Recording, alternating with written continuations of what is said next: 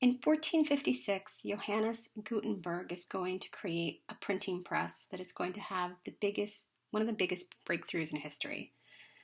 Um, Gutenberg was a German, and he's going to create a movable type of printing press that is going to use paper, not parchment, like had been used in the past, to print the Christian Bible.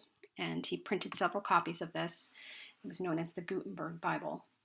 Within a very short time period, printing presses are going to be popping up all over Europe, and the material that's going to be published is going to lead to widespread changes throughout European society. Printing would become less expensive and easier to do, which meant books could be sold for less money, which meant they were able to be accessible by more people. Access to written material was encouraged more, and more people were learning how to read because now they could afford books. And with the ability to read and the knowledge readily available to more people, we really can't understand the effects of this. Knowledge is going to lead people to question the world around them, and this is eventually going to lead to what's known as the Protestant Reformation.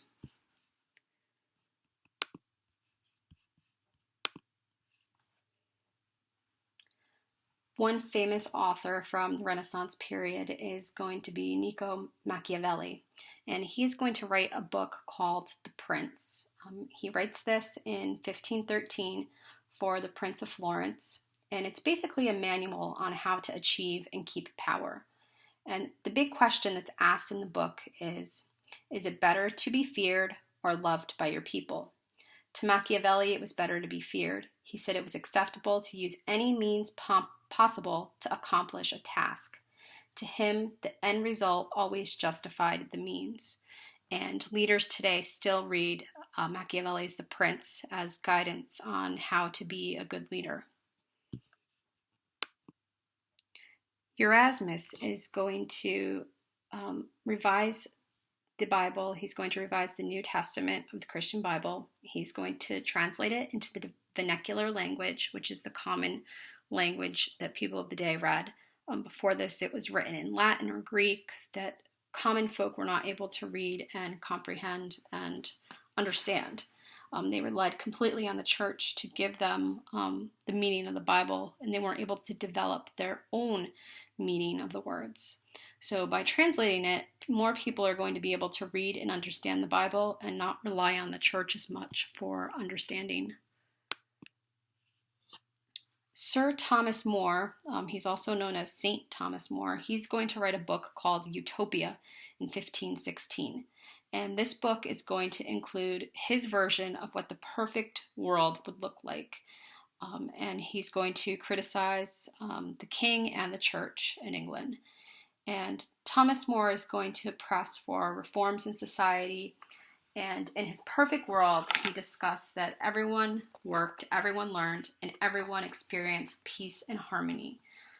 He wanted everyone to be equal, that there would be no social class separation, and if they did this, the world would run beautifully and smoothly.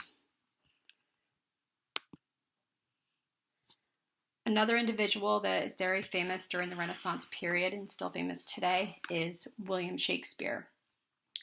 In the course of his life, Shakespeare is going to write 37 plays, many that are still performed today. He's also credited with creating anywhere from 1,500 to 1,700 words in the English language. His plays, they show a very large range of emotion from love, jealousy, acquisition of power, and how the powerful can be brought down for their weaknesses. In Shakespeare's plays, the emotions of the characters were made what made them so endearing to audiences. And he showed that the powerful were very much like normal people. One other individual that is famous from the Renaissance period is Miguel de Cervantes, and he is from Spain. Cervantes is going to write the most read book in the world at the time called Don Quixote. And Don Quixote was a satire, and it really discussed the changing world from the Middle Ages to the Renaissance period. Don Quixote was a medieval knight who longed for the days of the old when he used to be powerful. Instead, it was his squire, Sancho Panza, who became the new model of society. Sancho Panza was a Renaissance man, a leader who was practical and logical and possessed many talents. So the book is really showing the two worlds and how they need to move forward now that the Renaissance period is in effect.